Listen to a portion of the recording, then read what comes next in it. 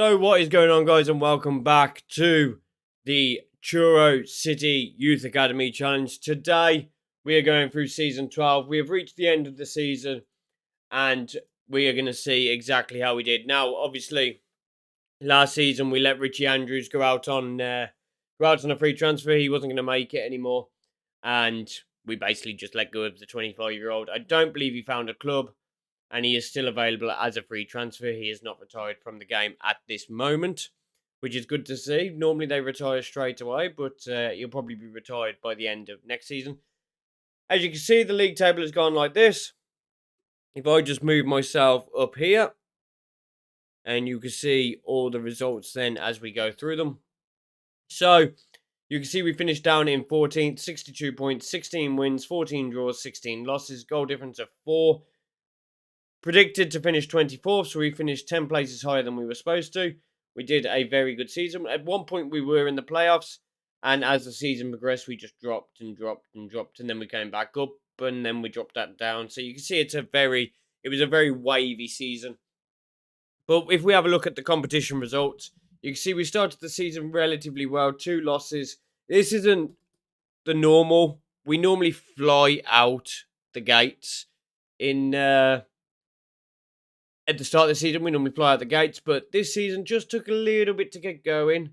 And we had 2 losses pretty much within the first 6 or 7 games, which is pretty rare for us at the start of a season. And then we went into our normal season, early season form, winning 5 games on the bounce there and catapulting ourselves up into the playoff picture. That then followed by 5 defeats. Again, our inconsistent form coming about, but this time it came about a lot earlier than it usually does. Normally, this sort of form comes around January. It came in early November this time, which is a little bit worrying. But we did eventually pick things back up. We got a couple of wins, a couple of draws, a couple of losses. We were just very inconsistent this season. And you can see just based off these results how inconsistent we were. Even Harrogate Town, who were in the relegation place when they beat us 6-2. Unbelievable, some of these results. We had a 7-2 win up here, and then we had a 6-2 loss against Harrogate down here. We had a good result against Birmingham, a couple of draws, and we had a bit of a run going here, which is nice. It allowed us to pretty much solidify our place in the league this season. And you can see as things progress, it's just very inconsistent and getting towards the end of the season. We had a 5-1 drumming by Burton, who eventually finished in the playoffs. They didn't actually get promoted. They were in 3rd when they smashed us. And then we had a 0-0 loss to Gillingham on the final day. Top goal scorer for this season was Jack Johnson, which might be surprising, might not be. We only scored 20 goals with him this season. So scoring goals this season was not our main strength. It was more being strong at the back. But again, very poor season overall in terms of the 2 strikers. And you're going to see why in a minute. Moments to remember, obviously the 7-2 win over Fylde, where Andy Evans, Tashido got in there, Jack Johnson, Mullen, Stuart Walker, all scored in that game. The match to remember was against Oxford, Kwaku Brewster scoring 2 and Jack Johnson scoring 1. And the goal of the season was by Gideon Ngoy, the central defender, scoring a beautiful free kick. If I remember correctly, it weren't too long ago in March, so it was done in today's playthrough. So okay, that was incredibly quick. Let's slow that down a little bit. Let's slow that down. And we'll watch it from behind. Should we watch it behind the goal? Yeah. You can see over the top of the wall and beautifully into that top corner. That is a central defender, remember. That is a central defender. So finances-wise, finances are pretty much where they were last season. We're looking pretty good in terms of the money we're bringing in. Obviously, the broadcast revenue wasn't quite as good this season. It's gone down a little bit. Sponsorships up slightly. Corporates up slightly. Competition prize money is up massively. We had a much better run in the cup competitions this season. But we're not focused. And that might be why we actually didn't do so well in the league, thinking about it. We had much better cup competitions. We did well in the Johnson's Paint Trophy, even though we were giving that to the second team. And they did relatively well there. The FA Cup, we had a decent run. The first team were playing that a little bit more. So maybe that's what that's what caused issues with the league, maybe. Match day, commercial, and retail was up ever so slightly as well. We sold more shirts this season, I believe. Stuart Walker, Jack Johnson, Alex Mullen, Hassan Paul, and Deshido, again, pretty much dominating the same as last season. But we made 39.35 thousand from total merchandise sales, with 3.93 of those being non-domestic. So we're starting to get a foothold around the world a little bit more. So this is how we lined up for most of the season. And you can see there is a little adjustment compared to last season. Jeremy Muller is playing in the box-to-box midfielder role, and Brad Park has stepped into the left-back role. I was not overly happy with the way that Leighton Sneap was playing, so I brought Brad Park in and tried him on that side, and he seemed to do a lot better. 8 assists, 2 goals, a much better setup. And Brad Park will be continuing in the left-back role from here on out. We didn't really win anything manager-wise. Club awards, fans player of the season, Jack Johnson. Young player was Costello. Stanku, I reckon he had a good season. I could probably agree with that. Gideon Ngoy with the goal of the season. Top goal scorer was Jack Johnson with 23 overall. Most assists was Alex Mullen, 11 assists overall. Most player of the match is Jack Johnson with 5. Highest average rating, Jack Johnson with a 7.1. And most passes completed per 90, again, is a Philip Murray with 60. Another centre-back this season. Most league appearances by a player. Anton Brownlee has now broke that record. He has a 450 appearances for the club, and he is now 27 years old. This is Anton Brownlee from the first or second youth intake. I can't remember which one he was from. I think it was from the second one. But you can see 450 appearances. He is now our top league appearance player. Fastest goal, Alex Mullen now has the record at 21 seconds, which is nice to see. Another youth player picking that up. And obviously, we flew out the traps. I don't believe we flew out the traps this season. I think we had a worse season than last season by far in terms of the way we played. We are up to 600 games in charge, but you can see upward progress improved to a top half finish. I think that was last season. We take Al after Al, most appearances ever by Anton Brownlee on the 9th of September. 600 games in charge, which is really nice. And it was as we played the 7-2 win over Fylde. That just makes it super. My 600th game in charge of Truro, we won 7-2. Had a couple of youngsters come in, and obviously, cause for concern, we finished in the bottom half. A disappointing outcome compared to the previous season, which is fair enough. And apparently, we are in the running for... No, we're not. We can't be. I don't know what this is. We were runner-ups for them. But it was not the same season. I think this is broken here. I don't think this is working. So, Kwaku has made his name into the overall 11, which is nice to see. He's on the subs bench. No one else has really jumped into here. Tyler Harvey is still occupying that spot there, but I expect Thomas Owen to take that shortly. And I'm quite surprised not to see... what's my centre-back's name? Philip Murray. I'm surprised not to see Philip Murray there. I'd have thought he'd have picked up over Brad Park or Anton. So, overall, decent season. Let's have a look at the squad. So I was going through their contracts, but obviously that is all sorted now. So, over the course of this season, if we go by total appearances, Thomas Owen is the top appearance maker this season with 44 starts. He had a very decent season, a much better season compared to last season. 5 assists, 2 goals, much better outcome. 6.82, a lot higher average rating. I am very happy with Thomas this season. Corby Shearer, he has got the 44 appearances this season. Again, slightly better than last season. 2 assists, 1 goal, a slightly better output. But I'm going to be looking to find a new right back. when I say find, hopefully develop a new right back into taking his role, because I don't think Corby's going to be around much longer. Jack Johnson this season, total of 23 goals over the course of the season, 41 starts, 45 total appearances, 20 goals, 4 assists, 5 player of the matches. Basically the same as last season, but with 10 games more. So I'm a little bit disappointed with that. Anton Brownlee, again, playing really well as per usual. 40 appearances, 1 goal, 2 assists. Better outcome compared to last season. He was also a much better in his tackles 1 per 90. And overall, I think he just had a better season, which I am very, very happy with.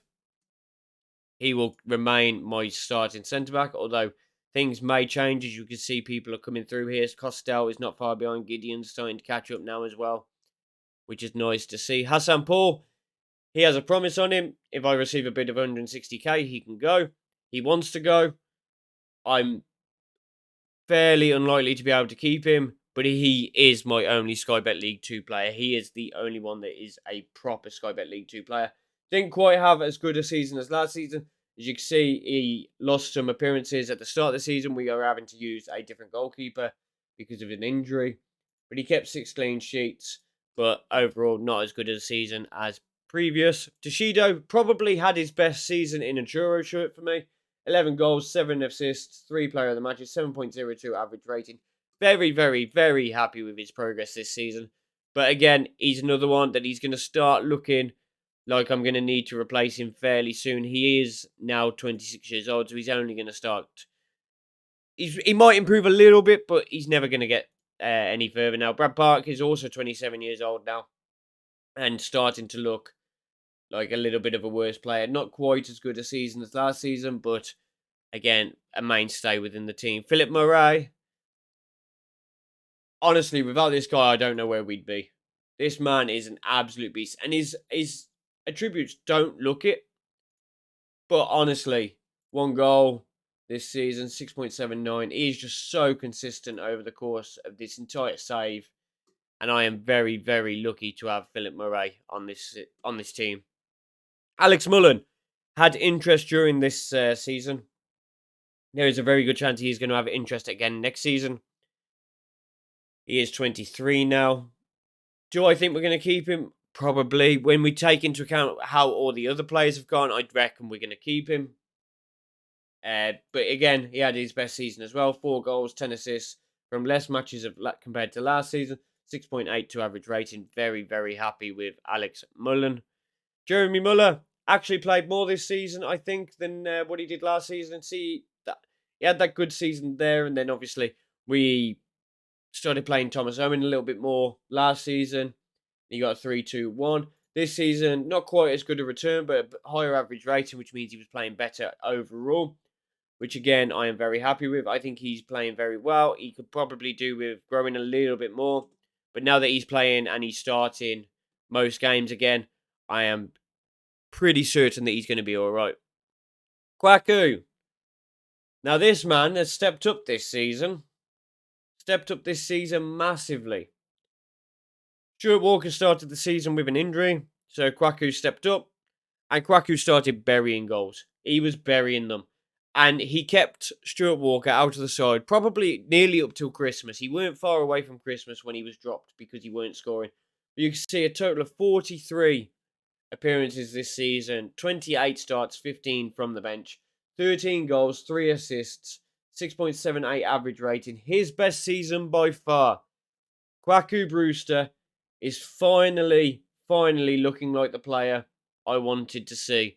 And it might not be long before he pushes Stuart Walker out or he pushes Jack Johnson out. One of them will eventually fall to Kwaku. And speaking of Stuart Walker, here he is. He has not had the season he was hoping for. Only 8 goals in 36 appearances this year. 6 assists, 2 player of the matches. And it makes you wonder, is it Kwaku's time? Is next season Kwaku's time? 120 goals from 338 appearances for Stuart Walker so far. Is he potentially going to lose out to Kwaku next season? Now, Kwaku plays in his position. That's what we have to remember. And Stuart Walker is potentially a decent Sky Bet League 2 player. So, it's going to be between them two to decide what's happening there. Leighton Sneap got dropped halfway through the season. I wasn't happy with his performances yet again, a 6.44. So I don't really know what we are going to do with Mr. Leighton Sneap, but we can't continue this frame of 6.44, 6.44, 6.53. We can't continue that. There is a chance I may look to sell him. There is a chance I may look to move him into the midfield. At 24 years old, do I think he can build a role here for himself? I'm not sure. He's definitely never going to make it as a box-to-box. You know what I mean? Like, a lot of these attributes are in the wrong places. Do I look to move him into centre-back with that 5 pace? I think Leighton Sneap's time may be up. Maybe up. Andy Evans had a fairly decent season, probably one of his better seasons. He played 11 more times this season, 1 goal, 1 assist, but a slightly lower average rating. Again, another player that may potentially not be with us next season. Scott Beauchamp played more this season than he did last season. He only got the 6 appearances last season. This season, he's had 28 total, with 12 of them being starts, 16 assists, 16 sub appearances, 2 assists to his name, 6.7. Has grown nicely over the course of the season, and you can see from his progress that he is slowly jumping up the ranks as well. He has had some game time, and I am very happy with his progress so far. I like the fact that he's strong with both feet, so he is becoming a natural backup in that central midfield area to these two of Thomas Owen and Jeremy Muller, which I am very happy to see, and I'm hoping that's going to continue. Alexandre Matos, not quite ready for first team football, but has played more this season compared to last season. 6.53, so he hasn't necessarily got worse. He's also got 2 assists to his name this season. He is playing over on the right-hand side. He's playing back up to Toshido. He's not very inconsistent. His intelligence isn't there, and his finishing is fairly poor. He's not very ambitious. There's a very good chance that he's not going to make it, in all honesty, and there is players coming through that could potentially take his place. Gideon Ngoy finally starting to get some games under his belt. 30 games this season, 9 more than last season. 1 goal, 1 player of the match, a much better average rating. He too is also developing nicely on his progress, and his reports are basically saying that he is going to be a National League right back, but we are playing him as a centre back, and I think he's going to do all right there. Moving on, Alex Wilson managed 15 appearances in his first season, 10 total appearances 10 appearances. 10 appearances in the league and 5 in the cup competitions. 21 conceded goals in 10, which is roughly 2 a game, which for a player that is not League 2 standard, I suppose that's about average. 6.6 rating. He did fairly well in the first part of the season. He didn't really play much after Hassan came back, but just giving him that bit of experience, I think, helped him a lot. Christos didn't really play all that much. He played 13 games, which is more than last season, but not as much as the season before. He's gone back down to his 6.34 average rating. I think a loan is in order for Christos. I think he needs to go out, get some game time under his belt, and hopefully he can move forward in that right back spot, because we're having issues. Corby Cherry isn't quite the player he was. Christos isn't developing into the player that I would like to see.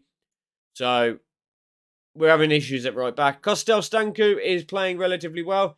He is obviously performing to his current ability. 6.93 overall rating. There's a very good chance that he may make it into the team next season. 41 total appearances this season. 2 goals, 1 assist, and 0.1 better than last season. Developed very nicely, and apparently not developed at all. From 41 games, he has not developed. But I don't believe that, because Kostel is pretty much teetering in and out of the team at the moment. And hope if one of these gets an injury, and I hate to say it, but if anyone's going to get an injury, I hope it's Anton, because Philip Murray is superb, and Kostel will get his run out then. Alfie Bell came in last season as a youth player. We've been playing him up front. He has scored quite a few goals. He scored 1 goal apparently in the league this season. 3 goals in the cup competition, 1 goal in the league. 11 total appearances, 6.4 average rating. Again, a player that is not quite ready yet, but with having game time and being in the league, there is a very good chance, in and around the squad, there is a very good chance that he's going to do well. His low determination is a little bit of a worry though. Lewis Smith, I think this is his last season. He's down to a 2-star potential ability. I don't think he's going to make it. He played 5 times this season. You can see it's gradually got lower and lower and lower. And these 6.25, 6.25, 6.15, it's done. I think Lewis Smith is going to be relegated down to the under-21s and potentially sold, in all honesty.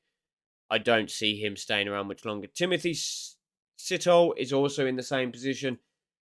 Played 6 games, 6.8 average rating. Played fairly well, but again, this potential is relatively low. His contract is running out. He currently has a hernia. There is very little chance that I'm going to keep him at the moment. So there is a very good chance he is leaving, especially when we've got some other players coming in. Elliot Bailey-Rowley. Bet you're surprised to see this one here. He came in to play a couple of games for us this season. He played quite a bit in non-competitive football, 2 goals in non-competitive. In the league, he made 3 sub-appearances, achieved a 6.8 rating, so I don't think he did too badly. But again, he was literally here because we had injury issues, and there is a very good chance he's going to go back down to the under-21s as well. And for some reason, I now can't go down to the bottom of the...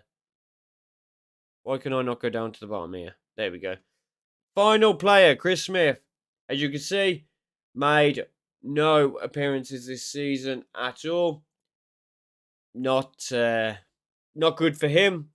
Alex Wilson, with that higher potential, is just a little bit ahead of him. And there is a very good chance that Chris Smith is going to be going out on loan next season. 2037 contracts. There's a very good chance he's not going to be here at the end of that. Into the under-21s. If we go by the oldest players, because those are the players we know the most, we really need to get rid of these guys. We need to send these out. All these ones that are on no contract, we can't ever use them again. So they may as well not be here. Let's just release all of them and let them go. All right, Sam Wood managed to achieve another contract this season. I think he sort of duped me, in all honesty, because his potential has dropped since he's had the contract. But he provides a little bit of cover in the midfield for the under-21s. Tony Roberts, again, is another one. He's probably going to go at the end of this season. Steve Holland, 3-star. He's still got a couple of years left. Left back, probably never going to make it, as we already know. Wayne Maloney, again, right back, not very quick. None of this is any good. It's a shame, really, but not going to make it. Darren Byrne managed to dupe another contract out of me as well. But again, just there as backup more than anything, unlikely to ever make it. Josh Morrison. This is the man that I am pinning my hopes on for the right back role. I am hoping to God that he is going to become good enough. He is going to make his way up to the first team, up to the senior team next season. But, I need somebody to come through in this right back spot. And Josh Morrison, I'm putting all my eggs in that basket, man. I really am. Charlton Laker. Again, a player that's probably never going to make it, just here to basically play backup. Leighton Dimkiv. Again, contract running out, probably never going to make it. Baker Hoyt, 3-star. He may just swindle a contract out of me with this 6'3", but you look at his skills and he's not going to make it. Richard White, playing as a striker. We have him training to be an advanced forward. May potentially make it, but with that low work rate and everything else, probably not. But he still has this high potential and a 1-star current ability. So maybe a loan is what's in the future for him. Scott Page, again, another player that could play right back, could play centre back. Again, very slow, not 100%. He's still got 2 silver star ability. He's not really progressed. Probably will never make it. Giovanni McQueen, I'm not going to give a contract to, I don't think. Although, judging by the fact that he can play across this back line completely, that may be enough to get him a contract. I haven't decided quite yet with Giovanni. Andy Lau, again, another one that can play all across this back line, but obviously the left back not so well. Again, I don't think he's going to be the man, but I might give him a contract just to see if I can get a little bit more out of his potential ability, but I can't see him staying. Paul Dyer, again, nice potential. Current ability has not grown enough, but he plays on the left-hand side, which may be a problem which may become a problem issue as Brad Park gets older. So there is a very good chance Paul Dyer may have a future. James Halligan can play all along this right-hand side. But if he's going to play anywhere, he's going to play as a defender on the right. I don't know why we haven't been training him to do that. But he may play it there. His positioning is fairly decent. Again, a player that maybe could come in and do a job, but not quite yet. Under 18s wise, we have a load of players come in. Marcelo Bastig, he is going to move up to the under 21s now, but I don't really see him going anywhere either when we look at his stats overall, which is a little bit unfortunate. Just these players just aren't good enough. Ian Mayer, we've looked at last season, and I think I said last season that he was never going to make it. Same with Friday. I don't think he's even got a contract at this rate, but I don't think Friday's going to make it either. There's a few players here that I'm not sure about. Rob Walker, playing fairly well. He's an inverted winger on the right. With Andy Evans, not really. With Andy Evans not really having very good seasons. As we can see, it may be the time for Rob Walker to come into the first team and see if he can steal that position away from Andy Evans. So that's a possibility there. Daniel Sobchik, Daniel Sobchik, something like that. Not exactly the best current ability at the moment, but still has a potential ability. He plays in the midfield, so he is going to make his way up to the under-21s next season, and there is a very good chance he may make it into the senior squad. Danny McKenzie, again, another player that sort of plays in three positions. Not really sure where his best position is, but a 2-star silver ability, 3-star potential. There's a very good chance he's not going to make it. Jared Quigley likes to play up top. Scored 14 goals in 17 starts. But again, really low current ability. Potential ability, not really much better.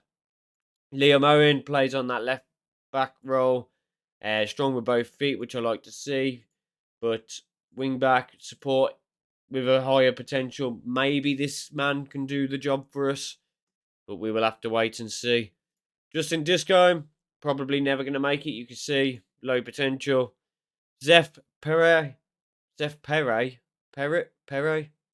one of them.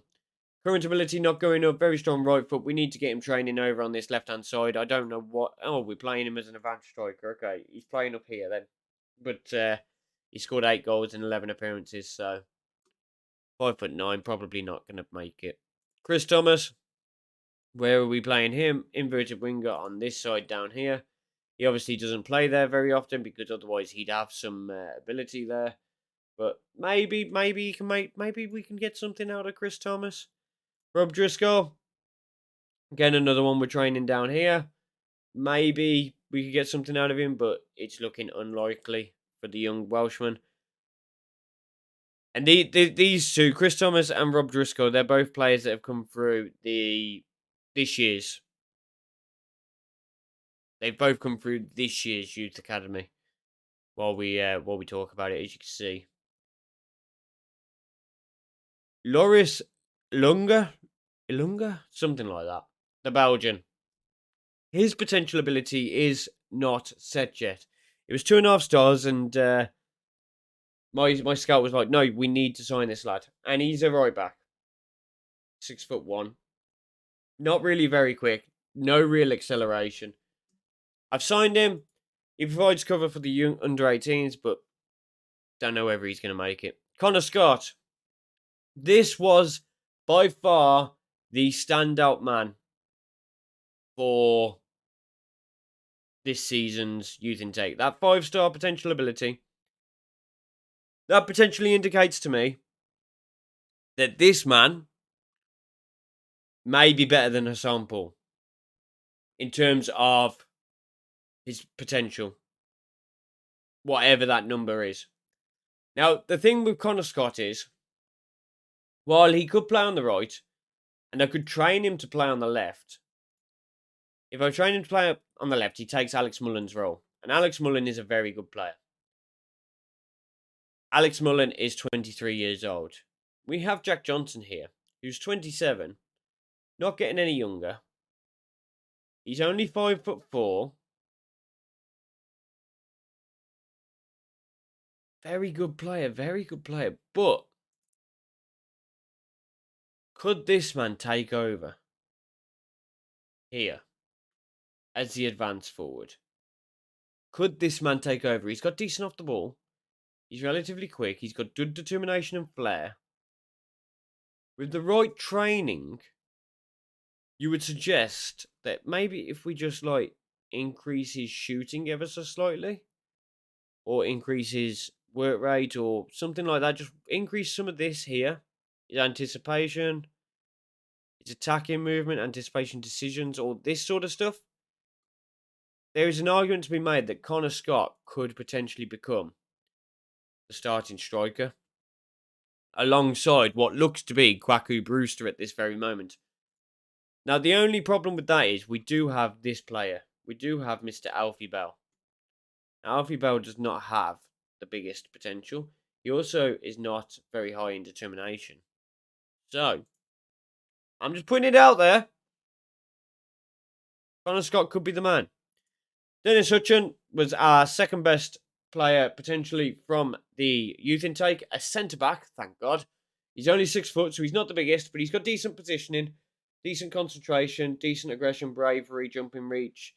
He has some way to go, but he could potentially be a first-team player in the future. Provided we don't go too high up in the league system just yet. Fenton Hackett. I'm not quite sure why I signed this man. I was recommended to do it by one of my coaches. They said, look, sign him. And I thought, you know what? We don't really have anyone down in these positions. So, yeah, okay, I'll sign him. So, he is coming in to play left back. But, in all honesty, don't see him making it. I don't see him making it. And then we have the fourth best player in Garant Allen. I'm going to say I butchered that, in all honesty. But decent off the ball, good vision and work rate. He's got all the right attributes. He's very strong with the left foot, so he is going to learn to play on this right-hand side. And potentially, this could be Toshido's replacement. Potentially, this is Toshido's replacement. He's a long way off at the moment, but potentially he is Toshido's replacement. So it'll be very interesting to see if Grant can do that. And that is basically everyone that has come in so far. And you can already see they're telling me to put Connor Scott straight into the first team. He's that good. But the problem is he doesn't play in a position I need at this moment. But he could potentially be there.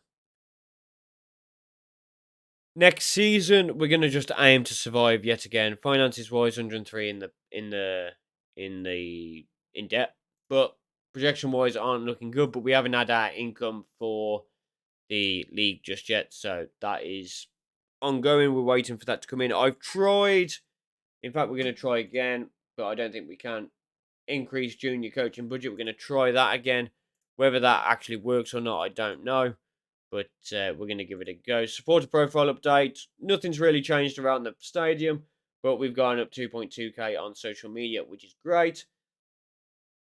But again, look, not a lot is happening. They keep trying to put in this sign players age under 23, but I'm not interested in that. Happy with everything else, but not interested in that. Discuss plans with, and because I think it's down to the reputation, but I have to keep telling them that we're gonna fight bravely against relegation. Although I think we're better than that, and we've proved we're better than that. This was our third season in the league. Am I right in thinking that third season in the league? 1, 2, 3. Yeah, third season in this league. As far as I'm concerned, I don't see.